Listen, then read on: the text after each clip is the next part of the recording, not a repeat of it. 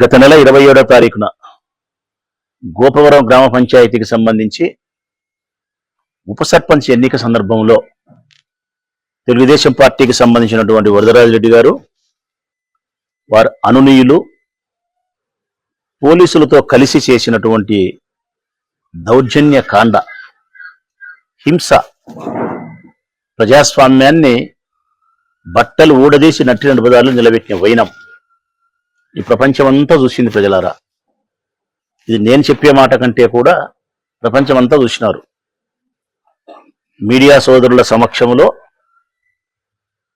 అన్ని టెలివిజన్స్లో కూడా, TV9 కావచ్చు, ఇంకొకటి కావచ్చు, NTV కావచ్చు, సాక్షి కావచ్చు, లేకుంటే లోకల్ యూట్యూబ్ ఛానల్స్ కావచ్చు, అన్ని టెలివిజన్ ఛానల్స్లో కూడా అక్కడ జరిగినటువంటి అప్రజాస్వామిక విధానము, దౌర్జన్యకాండ అందరూ మీరు చూసినారు.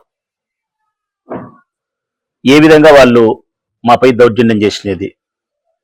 మేము 15 మంది మేముంటే, 14 మంది మేముంటే, వార్డు సభ్యులు, పంచాయతీ వార్డు సభ్యులు వాళ్ళ 6 మంది, యాక్చువల్గా అయితే వాళ్ళు ఒకరే, 5 మంది మా వాళ్ళను పిలుచుకునేది, అంతా కలిపిన 6, మేము 14 మంది మేముండి వాళ్ళు మా వాళ్ళతో కలుపుకొని 6 మంది ఉంటే ఎన్నికల్లో ఏ విధంగా పోటీ చేస్తారు?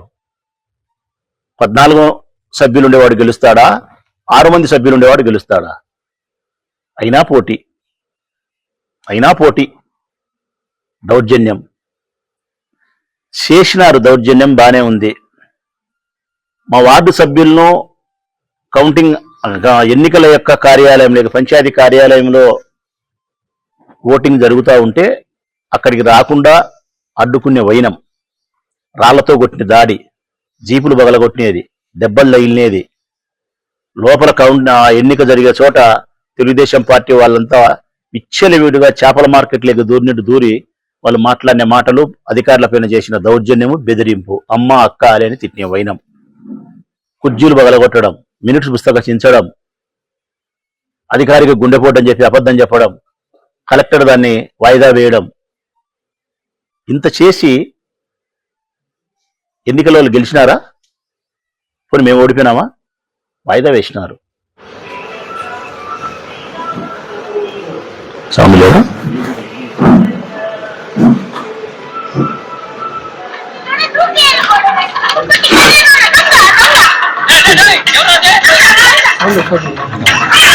ఇంతలే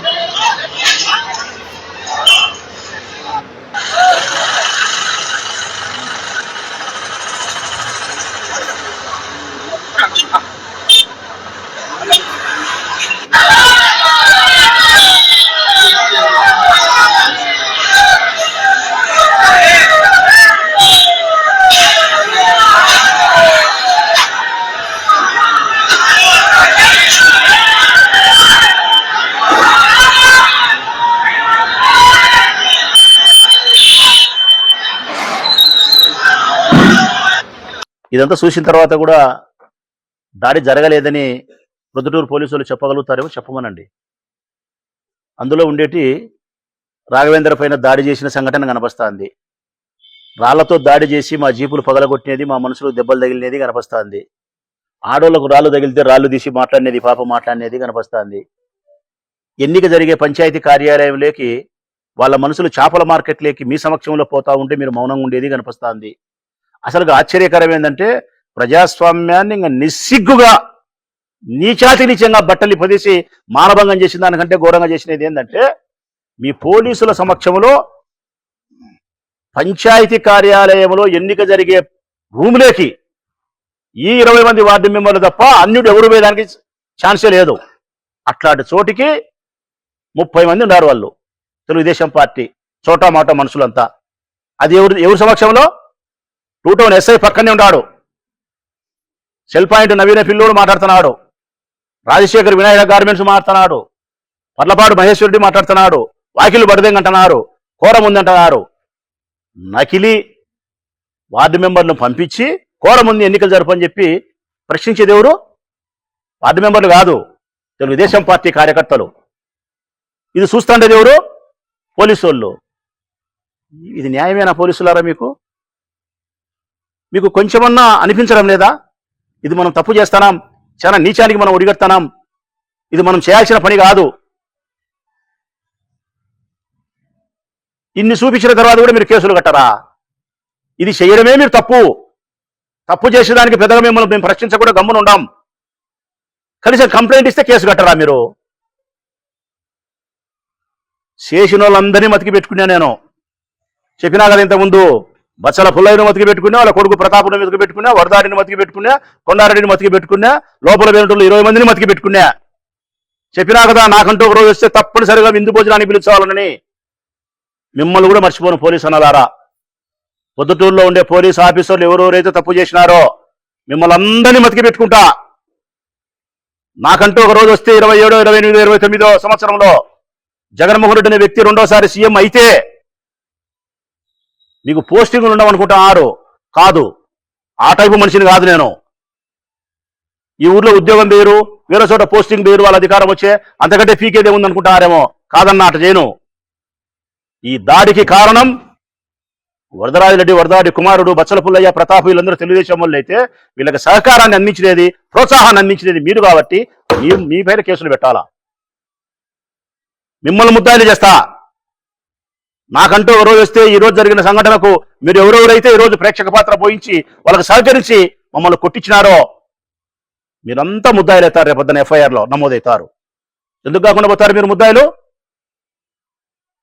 చట్టం అందరికీ సమానమే కదా. సమాజంలోని పౌరులకు, పోలీసులకు అందరికీ సమానమే చట్టం. తప్పు చేస్తే మీరైనా ముద్దాయిలే, తప్పు చేస్తే రాజకీయ నాయకులైన ముద్దాయిలే, పౌరులైన సమానమే. మీరు తప్పు చేసినారు, మమ్మల్ని కొట్టించడానికి మీరు కారణమైనారు. మీ సమస్యలు కొట్టాడు, మమ్మల్ని సంరక్షించలే. తప్పనిసరిగా మిమ్మల్ని చట్ట ప్రకారం శిక్షించే రోజు వచ్చినప్పుడు మిమ్మల్ని తప్పకుండా ముద్దాయిలు చేస్తా. మీ మీద విచారణ చేపట్టే కార్యక్రమం చేస్తా. మీ ఉద్యోగాలు తొలగించే ప్రయత్నం చేస్తా. మిమ్మల్ని సామాన్య పౌరులుగా నిలబెట్టే ప్రయత్నం చేసి తీరుతా మీకు నేను. ఇది రాసి పెట్టుకోండి. మీరు మీ ఇష్టానుసారం అంటే రేపొద్దునంగా జరగనాంటి ఇప్పుడు జరిగితే ఎవరు దీనికి రక్షణ? మా ఇళ్ల మీదకి వచ్చి దాడి చేసి మా వాళ్ళని మమ్మల్ని చంపేస్తే ఎవరు దీనికి కాయలి? ఈ బుద్ధి ఇంత ఘోరానికి ఒడిగట్టిన వాళ్ళు రేపొద్దున ఇంతకంటే ఘోరానికి మీరు ఒడిగట్టరని ఏమైనా గ్యారెంటీ ఉందా? ఎంత గౌరవించినాం మిమ్మల్ని మేము, ఎంత వినయంగా మీతో మాట్లాడినాం, ఎంత సానుకూలంగా మీకు సమస్యలు చెప్పినాం మేము. డిఎస్పీ గారికి అయితే లోపల మా వార్డు మెంబర్ ఒకటి ఉంటే తీసుకొచ్చి మా దగ్గర ఇడిచిపెట్టాలని చెప్పింది ఆ అమ్మ. ఇంటికాడ ఇడిచిపెట్టి కావనూరు పంపించి ఏర్పాటు చేస్తారు. ఆ పిల్లోని ఏం పేరు? ఆ పిల్లోని పేరు పవన్ అనే పిల్లోని లోపల వాళ్ళు బెదిరించా అంటే పోలీసులు ప్రేక్షక పాత్ర చూస్తున్నారు. బెదిరించన్నారు, రా ఎక్కువ కావనూరు, రా ఎక్కువ. వాళ్ళు ఇష్టం వచ్చినట్టు బెదిరించి ఆ పిల్లోడు ఏడుచా అంటే పోలీసులు చూసా కూర్చున్నారు. మీరు ఒప్పించుకొని పిలుచుకొని పోండి అంట. ఏందయ్యా అది? మీరు చెప్పాల్సిన మాటలు అయ్యేనా? ఒప్పించుకొని పిలుచుకొని పోమని చెప్తారా మీరు? అసలు మీరు ఎవరు ఇక్కడ లోపలికి వచ్చారని కానీ అడగాల్సిన పోలీసు వాళ్ళు అడగరా మీరు వాళ్ళను? అన్నప్పుడు మమ్మల్ని పంపాల్సింది లోపలికి. బతికినోడు బతుకుతాడు, చచ్చినోడు చచ్చుతాడు. ఎంత అన్యాయం మీరు చేసేది మాకు. ఈ నియోజకవర్గ ప్రజలందరికీ స్పష్టంగా చెప్తానా, తెలుగుదేశం పార్టీ అధికారంలోకి వచ్చినప్పటి నుంచి వీళ్ళ దుర్మార్గాలు పెట్టరేగిపోయినాయి. వీళ్ళు ఇష్టానుసారం అయిపోయినాయి. వీళ్ళ బుద్ధి పుట్టే పనులు చేస్తున్నారు తెలుగుదేశం పార్టీ వాళ్ళు. ప్రజాస్వామ్యాన్ని నిట్టనిలో కూని చేస్తున్నారు వీళ్ళు. పోలీసులు అయితే పూర్తి వన్ సైడ్ అయిపోయినారు. గుండెపోటు రాకపోతే గుండెపోటు అని చెప్పి మీరు చెప్తారా? మీరు తప్పనిసరిగా భగవంతుడు అనేవాడు ఉంటే ఏదో ఒక రోజు మళ్ళీ అధికారంలోకి వస్తాం, రాకుండా పోం. ఈ ప్రజలే మమ్మల్ని మళ్ళీ గెలిపిస్తారు. గెలిపించినప్పుడు ప్రజాస్వామ్యాన్ని ఏ విధంగా పరిరక్షించాలనో పరిరక్షిస్తాం మేము. ప్రజలకు ఏ విధంగా మేలు చేయాలనో, చట్టం పట్ల ప్రజలకు ఏ విధంగా గౌరవం ఉండాలో, నమ్మకం ఉండాలనో చేసి చూపిస్తా ప్రొద్దుటూరులో నేను.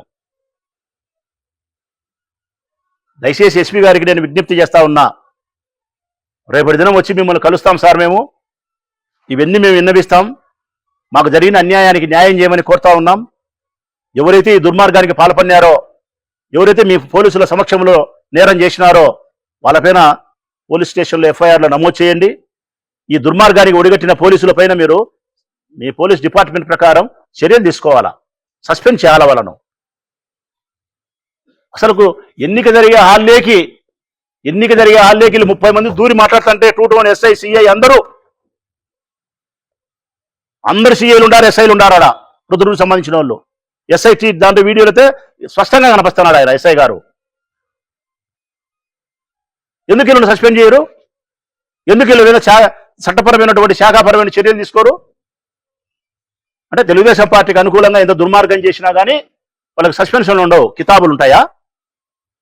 మమ్మల్ని రాళ్లతో కొట్టి చంపినా కానీ వాళ్ళని ఏమన్నారా? ఇది ఊరా వల్లకాడా? ఇది ఊరా వల్లకాడా?